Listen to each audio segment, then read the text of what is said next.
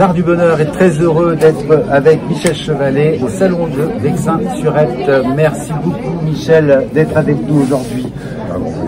Une découverte, à la fois. Ce deuxième salon, ce premier salon, vous l'avez deuxième. Vous le connaissiez depuis longtemps? Non, alors vous en avez entendu parler? En fait, c'est tout simple. Vous savez, ce qui est bien, c'est les choses dans la vie. Il ne faut pas l'oublier. On a tendance à l'oublier aujourd'hui. C'est les relations personnelles d'être humain. Le dialogue, voilà. Et donc, Jean-Paul Croiset, oui, qui était le directeur du salon, que je connaissais, parce qu'il était journaliste au Figaro, on a fait des reportages ensemble. Et talonnait, me disait, oh, ça serait bien que tu viennes, tu as envie de dire, et voilà.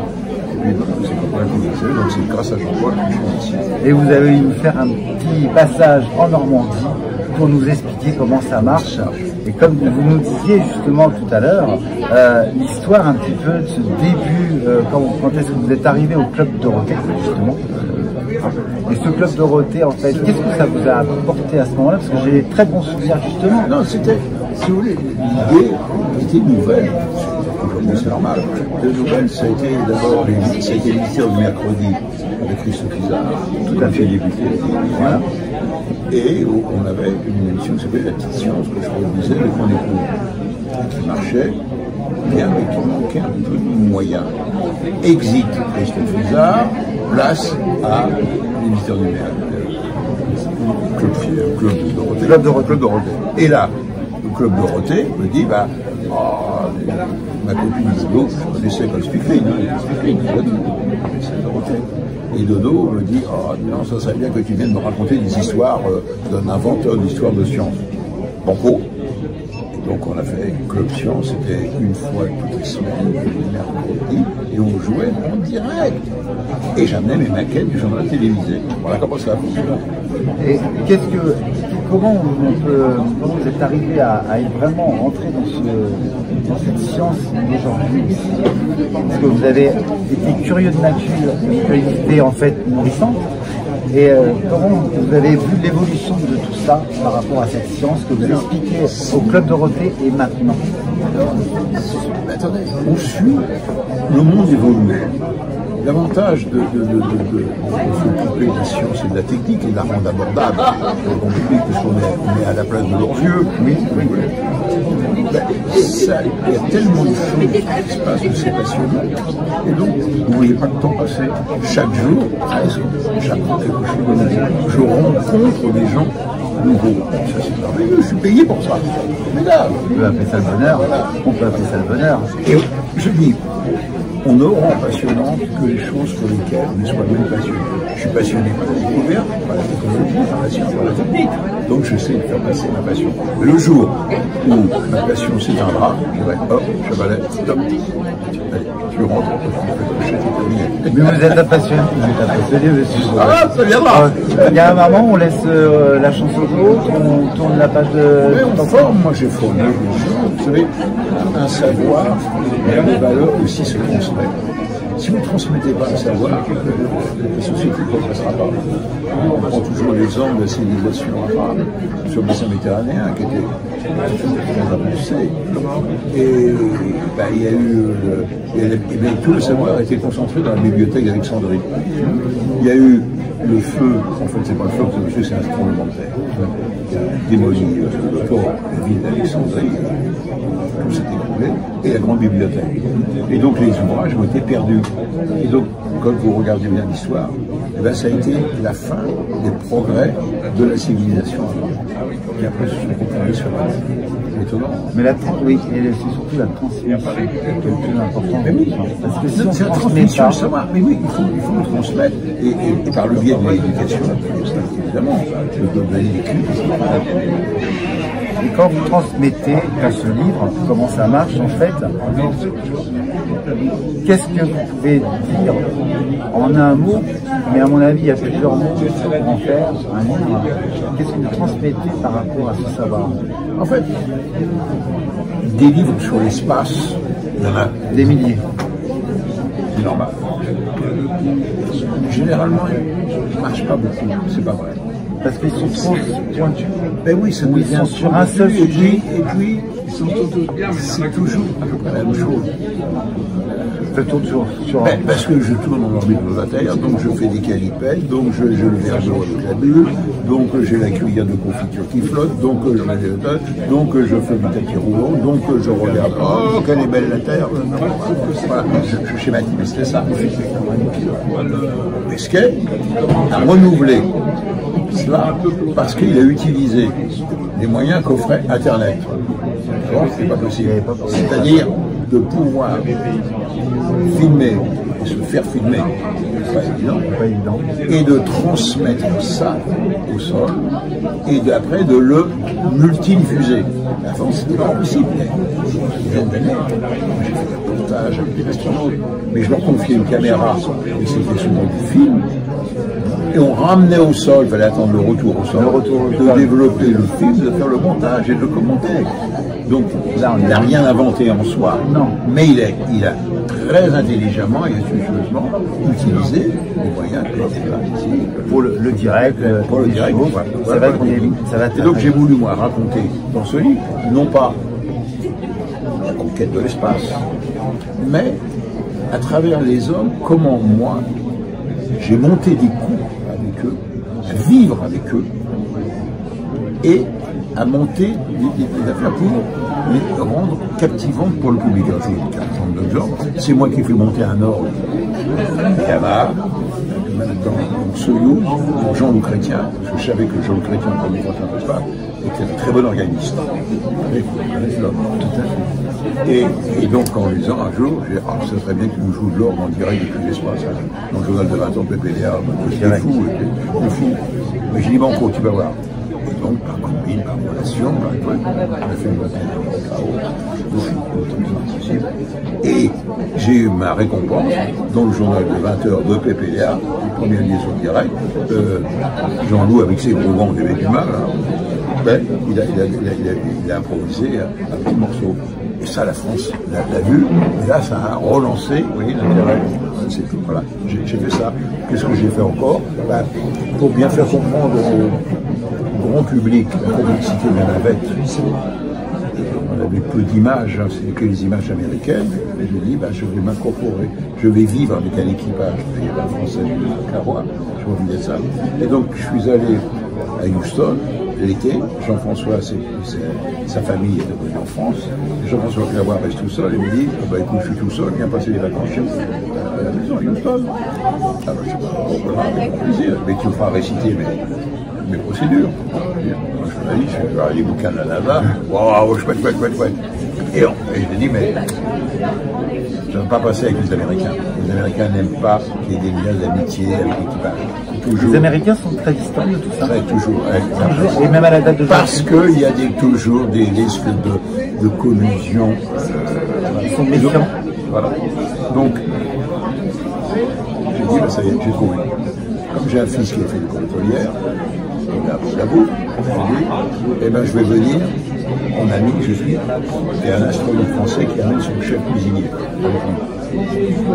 Et donc on a fait la une du Houston Chronicle, on voit Jean-François Clairvoy avec sa tenue de vol, et à côté, moi, avec ma tenue, ma tête, habillé en blanc. Et on a fait la une du journal. Un astronaute qui, pour être sûr de bien bouffer dans l'espace, amène son cuistot. C'est génial. Sauf que ça m'a permis, pendant un mois, l'équipage venait de temps en temps prendre un verre, où moi je faisais le barbecue. Et là, quand des astronautes sont entre eux, quand des médecins sont entre eux, un médecin, quand les profs, des élèves, et les astronautes, en disant, dis donc, alors quand il y a l'alarme là, tu dis qu'il faut d'abord faire reset. Donc, ils racontent leur soupe. C'est passionnant pour un journaliste de vivre ça, et d'apprendre toutes les procédures, et de les vivre. Et à la fin, comme le journaliste était interdit, mais à la fin, Jean-François a dit, comme j'ai oublié, il va nous quitter, mais c'est cuisinier, mais en plus il est journaliste. Non, mais il n'y a pas de caméra, il n'y a pas de micro, il n'y a rien, il n'y a plus de photo. Jamais rien n'est sorti. C'est seulement maintenant que je le. Et là, les Américains ont été. Bon, on dit ok, tu as été des nôtres, ils m'ont filé un badge rouge. Et après, ils m'ont emmené dans les simulateurs de vol, les vrais, avec l'équipage, intégré dans l'équipage. Là, j'étais des fous, j'avais les yeux grands ouverts. vivez ce que vivent les astronautes. Et ça vous permet après, vous, de bien l'expliquer et de faire comprendre par le biais de la télévision. Le système d'aujourd'hui, que pensez-vous de l'avenir de demain? Le système d'aujourd'hui, que pensez-vous de l'avenir de demain? De tout ce qui se passe. Alors, c'est difficile. Est-ce qu'on va peut-être parler de l'être humain, le cerveau, à la fois? Il faut se méfier beaucoup, je me méfie beaucoup de la prospective. Parce qu'on peut dire des sonneries, ceci dit, je vais vous prendre un exemple. Quand l'homme a été sur la Lune, les Américains, brillante réussite, bien sûr, le gouvernement américain a payé la Rand Corporation pour dire maintenant et après. Ils ont millions de dollars. Ils ont fait un rapport et ils ont dit, puisqu'on a été sur la Lune, eh bien, la prochaine étape sera Mars, dans 10 ans. Et puis les progrès, eh bien, les hommes maintenant vont avoir des robots et des prothèses. On va faire des cœurs artificiels, on va faire des reins artificiels. On se fait là-dedans. En fait, moi, sur Mars, on fera peut-être, c'est très, très complexe.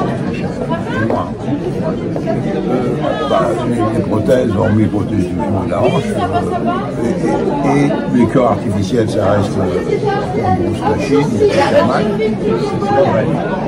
Vous voyez, donc on s'est trompé. Il y a quand même une erreur. On n'avait pas vu, en 1971, l'avènement du microprocesseur. Tout changé, la miniaturisation. Et là, ils n'en parlent pas. Donc vous voyez, et donc ils ne parlent pas d'avoir le téléphone portable, ils ne parlent pas d'avoir la miniaturisation de la télévision, ils ne parlent pas de ça. Ça rentre pas dans les choses. Vous voyez, c'est pour ça que je dis, faisons très attention. Il peut y avoir, dans les années qui viennent, la découverte d'un matériau qui permettra de faire des choses encore mieux et plus simplement, et ça vous change. Mais qui ne solutionnera peut-être pas tout. Donc il faut faire, voilà, il faut faire attention. Donc je suis très prudent. Comment on me demande, je dis, vous savez, il y a une inertie conjoncturelle. Je dis, dans 20 ans, on vivra dans les mêmes maisons qu'aujourd'hui, sur 50 ans, ou 100 ans. Donc on vivra, on les améliorera. On améliore, mais c'est un mais ils vivront dans les mêmes maisons. Et les voitures qu'on construit aujourd'hui, il y en a encore dans 20 ans qui rouleront. Donc l'univers aura finalement pas beaucoup changé. Soyez très, très prudents. D'où la difficulté de faire évoluer la société avec ses habitudes. Oui, c'est un frein.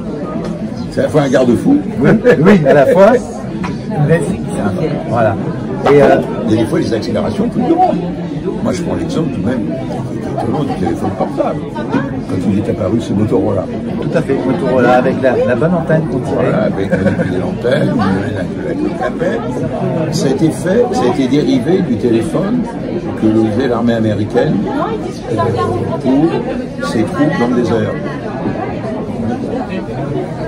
Ils en ont fait un produit après le grand public, avec des succès comme ça. Mais Motorola n'a pas su transformer l'essai. Motorola a disparu de la téléphonie mobile. Il y a un Nokia finlandais qui a émergé. Vous voyez, c'est un Samsung qui a émergé, maintenant les Chinois, et les Français, la Thomson a disparu. Mais le produit a fondamentalement changé notre mode de vie. Ça, c'est vrai. Mais on ne l'avait pas vu venir. Mais on ne l'a pas vu venir, exactement. Voilà. Et c'est malheureux parce que ça tue un petit peu la communication à la fois. Parce que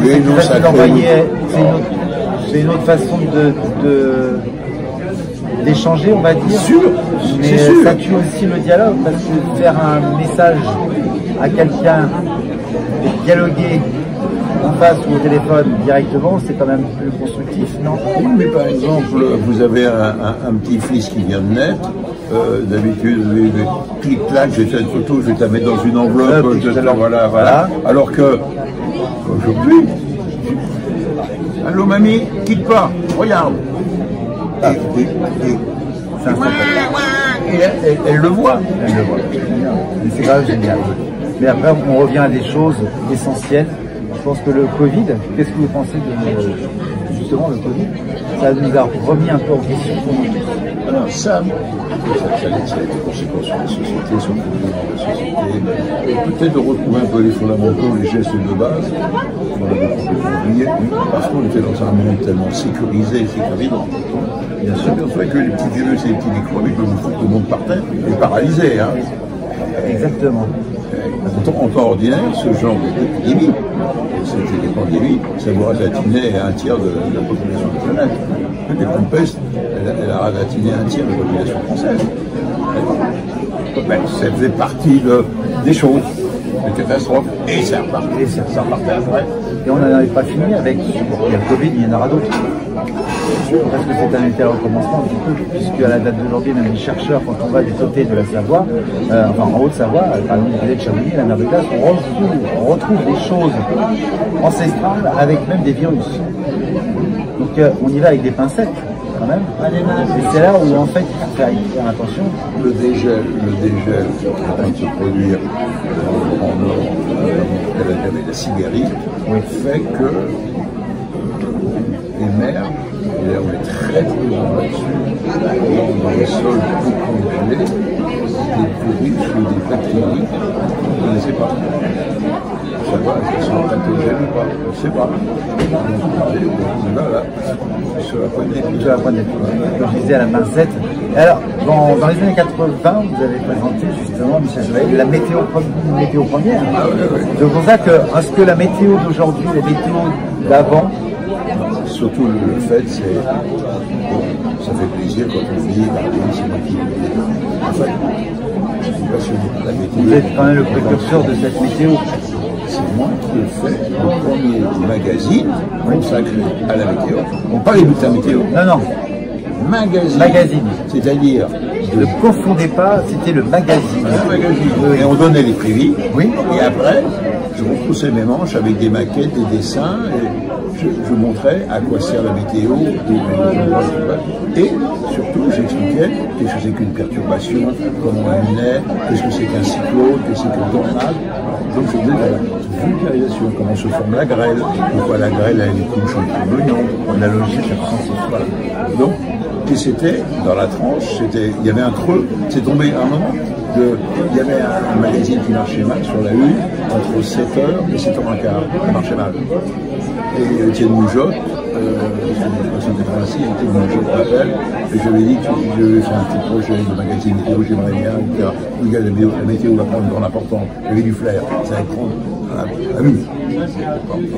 Et il m'appelle, et alors j'ai dit très vite, Michel, bon, dis-moi, ok, on prend ton reportage, on a un trou d'antenne, tu te démerdes, on va démarrer à 13h, le 13h, puis si ça marche, on mettra à 19h, 19h15.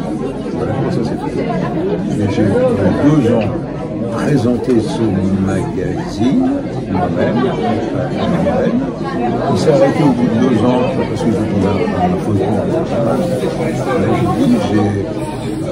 je suis content, on a innové, on a sensibilisé le public à ce que la météo, c'est quelque chose qui nous concerne nous tous, même à l'abri dans les maisons. Voilà. C'est la climatologie. Oui. Le changement. Oui. Alors justement, plus ça va, plus on arrive à des... Là, bon, on est au mois de décembre, on arrive avec un hiver qui arrive, mais est-ce que les hivers vont être encore plus... Je voudrais dire le contraire. Je parle que nous parlons que de nos contrées pour le connaître. Oui, curieusement, les plus grands changements qui vont s'opérer, c'est dans les zones tempérées, c'est-à-dire nous. On est à 45 degrés d'altitude nord, on est en plein dessus. C'est-à-dire la France et l'Europe. Il va être touché. Curieux. Sauf on voit que les choses changent. Je ne parle pas de réchauffement. Je dis les choses changent et très vite. Beaucoup plus vite qu'on l'imaginait. Avant le changement climatique, on apprenait la glaciation, oh, ça a duré 1000 ans. À quelle vitesse les glaciers reculent? Ça va beaucoup plus vite qu'on pense. Voilà. Ça, c'est la grande découverte. La deuxième, c'est que ça touche beaucoup plus les régions tempérées que les régions de l'altitude. l'hémisphère nord que l'hémisphère sud. Il y a une modification de la circulation des masses d'air dans l'hémisphère nord. On sait qu'on mesure les satellites s'aperçoit que le courant de jet n'a plus la même configuration. Donc comme le jet fait la séparation entre chaud et froid, tout à fait, et nous, on a des poches d'air chaud qui remontent. Donc l'air chaud et sec commence un mois. Alors, est-ce que c'est le côté normal des choses ou anormal, ou est-ce que c'est l'être humain et la cause? Très bonne question. Pas tranché. Apparemment, on dit ouais, c'est l'homme parce qu'il modifie la composition de l'atmosphère, la transparence de l'atmosphère, et donc les rayons infrarouges qui traversent, qui d'habitude sont renvoyés dans l'espace, une grande partie, ben là, une partie, l'air devient opaque à la réflexion des rayons infrarouges, et donc ils sont piégés. Et là, s'ils sont là, et ben, ça fait monter la température. C'est la transparence. Le fait de rajouter quelques pouillades de gaz carbonique, en fait, c'est des milliards de température de volume de l'atmosphère. C'est que chiffre Très petit. Mais ça modifie l'indice de réfraction de l'atmosphère et les fenêtres dans lesquelles les rayons passent. Alors, en tout cas, la météo était bonne. Monsieur Chevalet, je voudrais finir par quelques questions. Vous connaissez le questionnaire de Proust? Le questionnaire de Proust. Ah bah oui. Ah. Alors, je ne vais pas vous les faire toutes, mais je vais... Vous vous attendez à tout? Ah bah, à tout. Allez, ce questionnaire, puisque comme l'émission L'Art du Bonheur, c'est justement votre principal trait de votre caractère. Votre caractère, votre trait de caractère. À l'enthousiasme. L'enthousiasme. À l'enthousiasme. Qu'est-ce que vous préférez chez un homme et une femme? C'est deux choses différentes, mais qui répondent à la même question. Je dirais l'un dans l'autre, ils sont complémentaires. Il y a un mauvais jeu de mots. Voilà. C'est ce que dit Laurent Gérard. C'est ce que disait Laurent Gérard. Donc un petit message pour Laurent, et on pense très fort à vous. Qu'est-ce que vous appréciez le plus chez l'être humain, chez vos amis? La sincérité. Pas les faux c'est la fidélité et la sincérité. Vos occupations préférées dans ce questionnaire, justement, je pense que c'est quand même un peu scientifique. Ah bah oui. On ne peut pas dire le contraire. Attendez, scientifique de manière générale, c'est-à-dire on parle plus de technologie, de technique que de science. La science, c'est la recherche. Enfin, les deux me passionnent, mais je mets les mains dans le cambouis et j'adore ça. Alors, en tout cas, quel est votre personnage favori de l'espace d'aujourd'hui et d'hier? De l'espace, le personnage favori, ça reste la mission François Clairvoy. La dimension humaine, la simplicité et la compétence des techniciens. Le don de la nature que vous voudriez avoir. Le don de la nature que vous voudriez avoir. Être éternel. Éternel. C'est beau. Ça serait beau, mais dans des bonnes conditions. Voilà le problème. Dans de bonnes conditions. D'accord. Parce que, voilà, c'est quand même... Ça va, pour le moment, ça va. Voilà. Pour le moment, on va bien. Votre devise. Votre devise. Ma devise... je ne vais pas être enfermé un peu. À vrai dire, je n'ai jamais pensé mais ma devise, c'est rendre passionnantes les choses pour lesquelles on est soi-même passionné. Transmettre, tout simplement. Je fais ça. Ma plus belle des récompenses par rapport à la vie, c'est quand on voit c'est quand, me promenant, même ici, j'ai rencontré des gens qui me disent si j'ai fait, là je suis ingénieur dans une boîte, je travaille là, si j'ai fait ce métier, c'est grâce à vous. Non pas parce que vous m'avez appris mon métier, mais parce que vous m'avez donné envie de m'intéresser à la science de la vie. Alors, la dernière question, pour vous le bonheur, c'est quoi? C'est de vivre. C'est de vivre.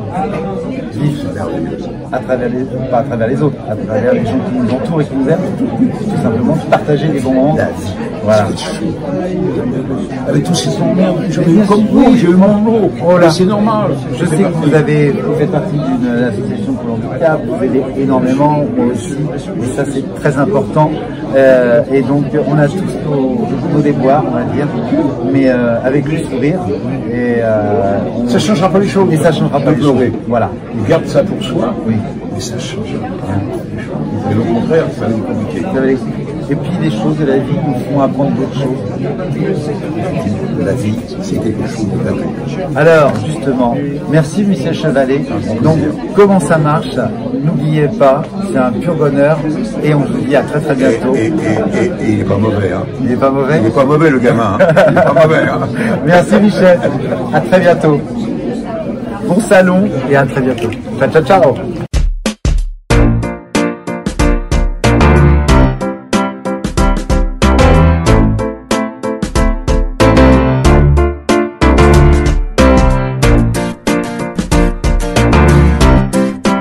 Allez, l'art du bonheur aujourd'hui, justement, au 3e salon de Vexin-sur-Epte, Noël des livres. Je suis très heureux d'être avec Hervé Pouchol. Eh bien oui, en tout cas, il est très chaleureux. Il n'a pas froid aux yeux. Et Hervé, justement, ce qui est bien, c'est que la guerre des voisins, là, je pense que c'est une guerre du blouson. Alors, comment vas-tu, Hervé? Moi, ça va super bien. Très heureux d'être avec toi ici. Oui. Écoute, c'est un salon magnifique et qui n'est pas encore fini. Il nous reste encore quelques petites heures. Dis-moi tout, Hervé. La guerre des voisins de A à Z. Alors. La guerre des voisins, c'est un retour sur l'émission La guerre des voisins qui était diffusée sur TF1 et dans sans aucun doute les 7 péchés capitaux. La guerre des voisins, c'est plein d'anecdotes sur les tournages et c'est un petit guide pour que vous n'ayez pas trop de problèmes avec vos voisins, avec des règles juridiques, mais surtout beaucoup d'anecdotes, des photos de tournage et surtout le bon côté du voisinage avec quelques petites astuces pour éviter d'être en guerre avec vos voisins. Donc ça fait un moment qu'il est sorti. Bien sûr, mais par contre, qu'est-ce qu'on pourrait donner comme conseil entre voisins? Dialoguer. C'est exactement comme ça. Et surtout, surveillez bien si vous avez un de vos voisins qui se retrouve à la retraite. Le problème, c'est qu'il va rester chez lui et qu'est-ce qu'il va regarder? Il va regarder son voisin. Et c'est à partir du moment que le voisin passe à la retraite que les problèmes démarrent. Donc faites très attention et surveillez votre voisin. Alors après, tu as un deuxième livre, justement, Les 1001 secrets du baiser. Alors ça, c'est une belle histoire. On connaît tous notre premier baiser, en fait, et notre dernier. Tout le monde se souvient du premier baiser, tout le monde se souvient du dernier. Et ce que je disais à Anne Romano, ça m'avait fait beaucoup rire. Je dis, mais c'est vrai, c'est le scanner de la personne, le baiser.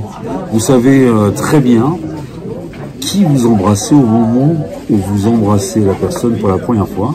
Vous savez si la personne est généreuse, si elle est timide, si elle est gourmande. Je dis bonjour, moi, pendant les interviews. Il y avait un petit jeune là, avec sa casquette et il n'en revient pas qu'on lui dise bonjour alors qu'il rentre. Non, mais le baiser, c'est vraiment un thème inépuisable. Bien entendu, on retrouve les citations de Maupassant, le baiser dans l'art et la littérature, mais surtout la signification du baiser, la signification du French kiss. Mais oui. Le French kiss qui a été, j'allais dire, promotionné par les soldats américains après la Première Guerre mondiale. Et ils se sont aperçus que les Français s'embrassaient sur la bouche avec la langue. Et là, ils sont complètement fous, ces Français. Mais maintenant, aux États-Unis, certains, parce qu'aux États-Unis, normalement, on s'embrasse pas, c'est plutôt le côté hug. Et là, c'est comme ça qu'il est devenu si populaire, ce fameux French kiss. Voilà, c'est l'histoire du baiser. Alors, plein de petites choses. Tu fais peut-être, et à Edmond Rostand, des larmes en baiser, il n'y a qu'un frisson. Mais écoute, en tout cas, tu nous frissonnes avec ce livre qui est vraiment, vraiment riche. Et en plus, c'est vraiment à l'alphabet. Voilà, c'est l'abécédaire. De A à Z. Et les voisins, et la guerre des voisins, c'est pareil. Alors, bien sûr, Hervé, on se retrouve, toi, quand? À quelle heure? C'est tous les matins. en direct sur RTL et sur M6 avec Julien Courbet. Moi, je suis le négociateur de l'émission avec Bernard Sabat. Et ça démarre à 9h sur RTL et ça démarre à 10h sur M6 avec un petit décalage. Et on est ravis. Et c'est vrai que durant cette journée, j'ai rencontré des gens absolument délicieux. Et il n'y en a pas un qui ne m'a pas dit, vous me faites marrer, on passe vraiment du bon temps avec vous. Voilà, c'est quand on fait de la radio, quand on fait de la télé, et qu'on rencontre des gens aussi sympas, et qui vous disent que on leur fait du bien grâce à cette émission, bah, c'est grâce à Julien, bien sûr, et grâce à l'ambiance qu'il y a dans l'émission. Et là, c'est le plus beau compliment qu'on pouvait me faire. Donc, voilà, ravi d'être venu à Tourny. Alors, je voulais juste grâce à toi, Fred. Bah, de rien, merci encore, Hervé. Juste une dernière question.